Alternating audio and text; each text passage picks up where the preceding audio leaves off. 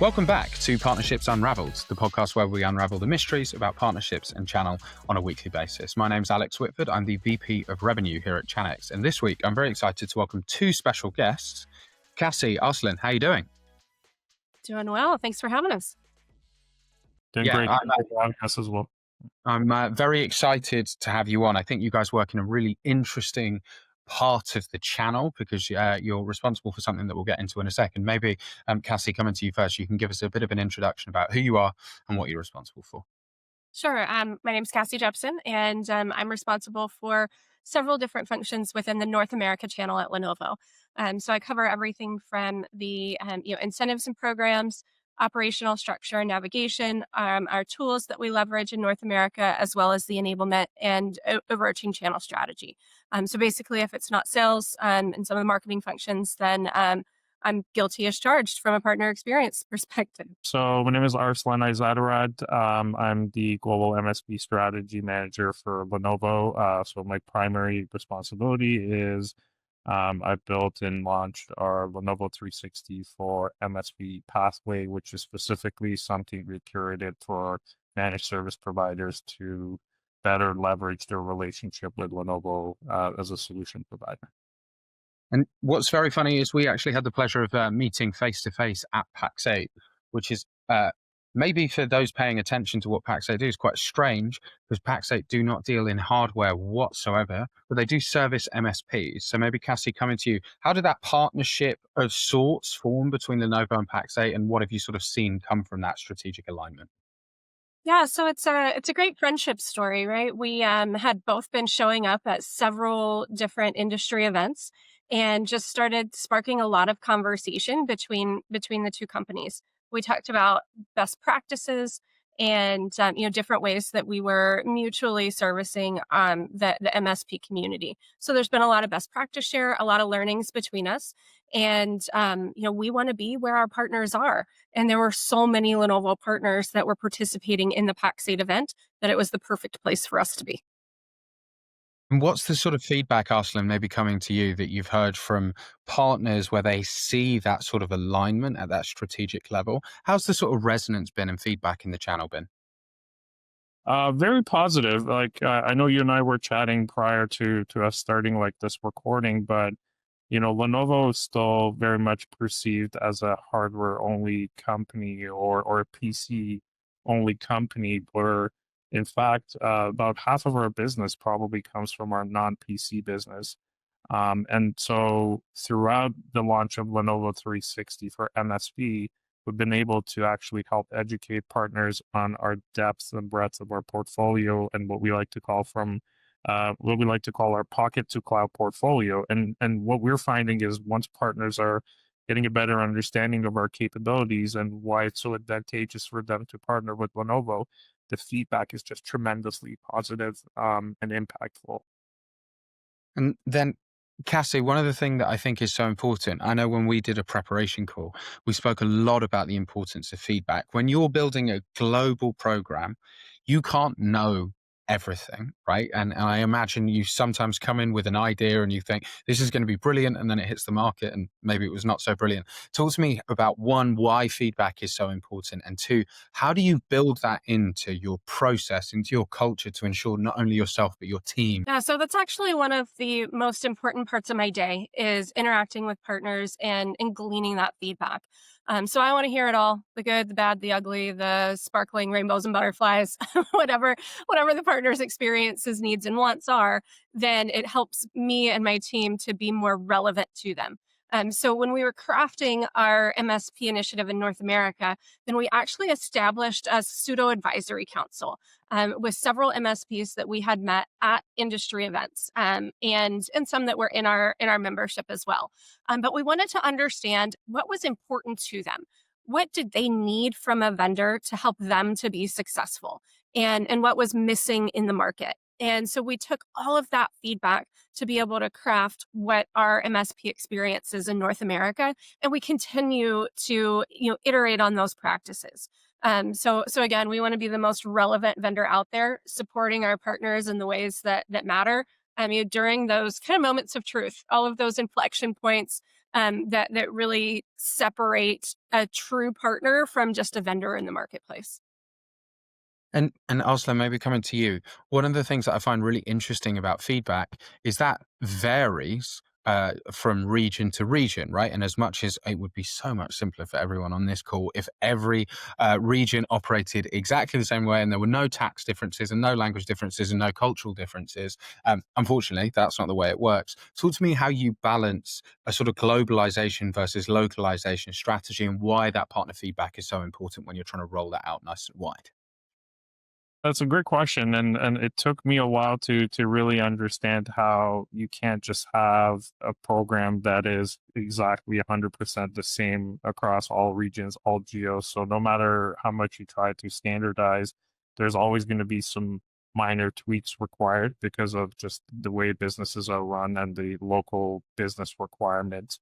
And this goes back again to leveraging partner feedback, but also leveraging internal feedback from our different teams that supported this initiative of going after the managed service provider market.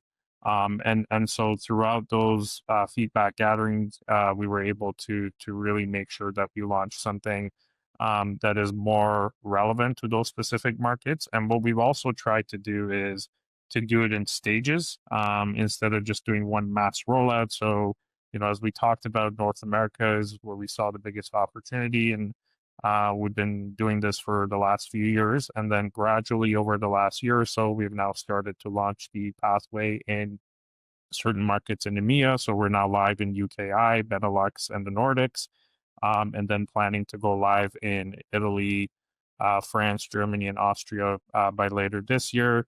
We recently did a launch in Australia, which was tremendously successful, and I was amazed to see the level of response we got from the managed service providers in that market. And then looking to launch later this year in Japan, which is another market we see a lot of opportunity with. And then also in the Latin America market, we're now live in Brazil and Mexico. We're seeing some good success as well. And maybe sticking with you, when you think about the nuances, there'll be lots of people who listen to this podcast who maybe are somewhat familiar with the MSP model, but building an MSP program wildly differs from building a reseller go-to-market motion in terms of the required support. Talk us through what are some of the key differences and considerations that you have to take when you're trying to build that program specifically for MSPs. Yeah, so the basics of the program are very simple. So, and this goes back to, if I can explain something about Lenovo 360 just in general, is about 3 years ago, we started this initiative called Lenovo 360. And the idea was to really simplify the way our partners do business with us. And one of the key findings we had at the time is we were running over 23 different hundred programs and incentives around the world. So think about, being in the partner's shoes, how confusing and complex that could get. So part of our goal was we kind of established these three pillars of enable, connect, and grow. And those are kind of the three key areas we focus as we look at anything from a Lenovo 360 lens. And we started really simplifying our programs and incentive stacks for partners while looking at creating new ones that are relevant to what we're seeing in the market. Since then, we've been able to reduce those down to about 700. The goal is to probably even reduce it down to about 200 in the next year and a half. So making some good progress there.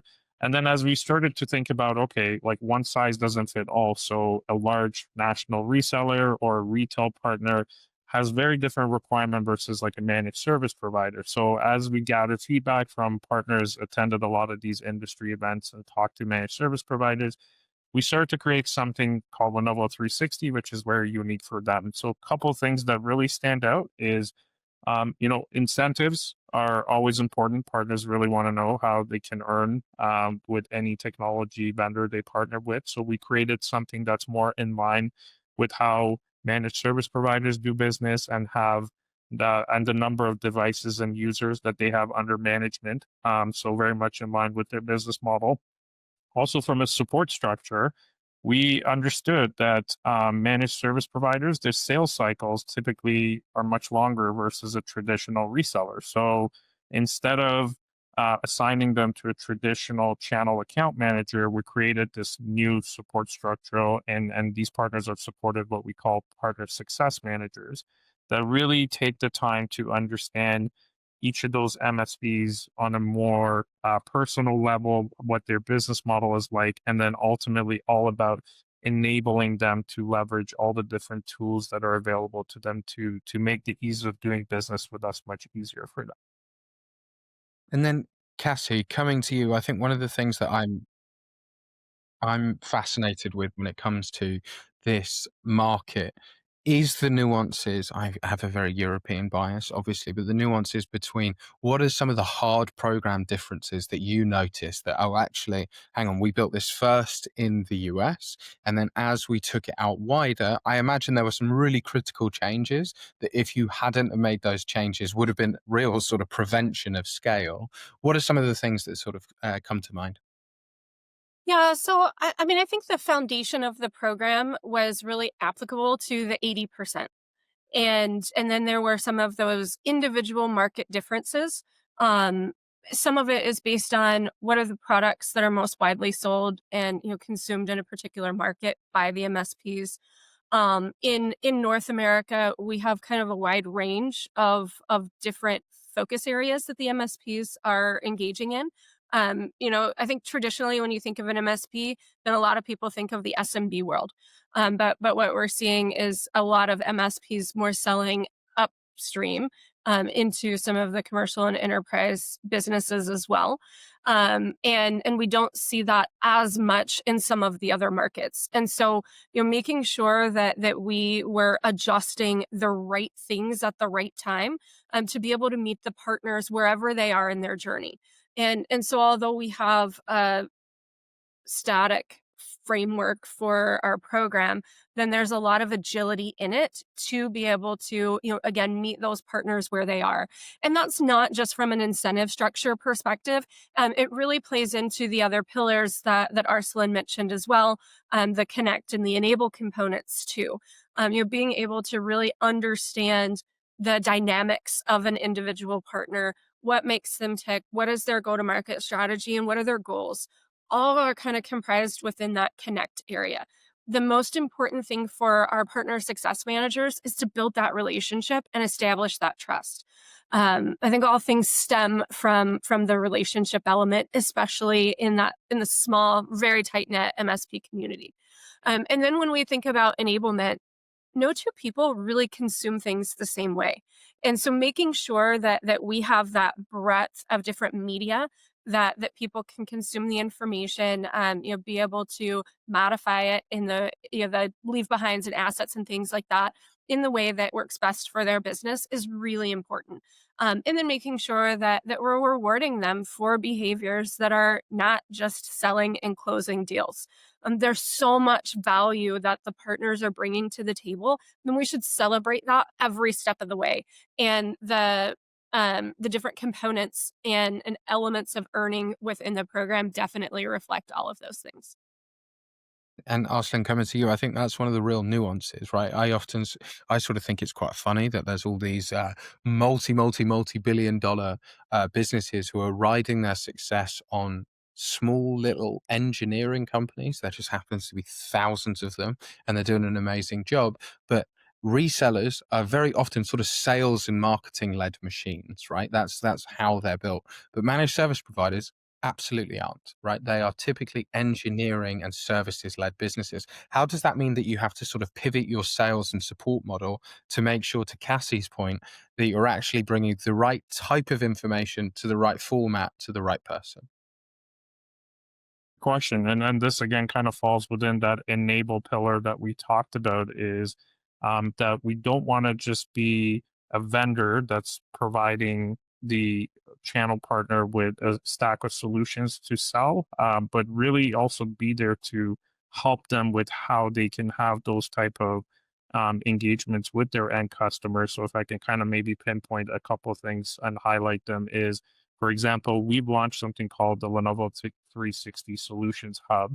And basically, it's an enablement tool for our partners, especially the MSPs, to have outcome based conversations with their end customers around the different solutions they can offer through Lenovo. So don't go and have a speeds and feeds conversation like, hey, what product are you using today? And let me upgrade you to the latest and greatest model. But to have those like strategy conversations or business level conversations with the non-technical business executives to really understand their pain points, and then based on how they gather that information, come back and be able to recommend solutions that address those particular pain points for the customers, or as I'd like to call it, think about your customer's customer, and how you can help them with their day-to-day needs.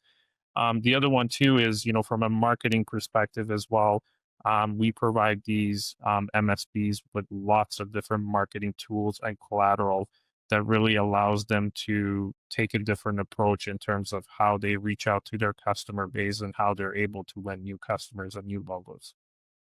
And then Cassie, one final one for you. I think the sort of theme of this entire conversation is around providing flexibility to the partner, right? Really letting them almost choose their own story in terms of how to work with you, how to be successful with you. Explain to me how omnichannel connects into that. Oh, great question. So omni-channel is just another path, right? So we talked about Lenovo 360, and it's about meeting the partners wherever they are and enabling them to engage with Lenovo in the way that's best fit for their business. And so there are some partners that they really love engaging with distribution and leveraging the best practices that and the acumen and benefits that distributors bring to the table. But there's another group of partners that really prefers more of a direct engagement. Maybe they're a little more savvy around the technology and the hardware technology that we're providing, and they're looking for a more autonomous means of engagement. And so we have opened up some of the aperture. We're still a little bit in pilot phase here, but we're opening up the aperture to be able to engage partners however they want to procure from Lenovo, whether that is through our .com engine called Lenovo Pro, and or through more traditional means via distribution. So that omni-channel theory or philosophy is just all about being flexible on our side and supporting the partners in the way that is best fit for them. That's awesome. Look, I think I thought it was extremely strategic to see you both at PAC say. I think the channel would do a lot better for people to understand some of the indirect ways to be successful in an indirect go-to-market. But Cassie, Arsalan, thank you both so much for coming on the podcast. It's been awesome. I really appreciate the time. Thanks so much for having us. Thank you for having us.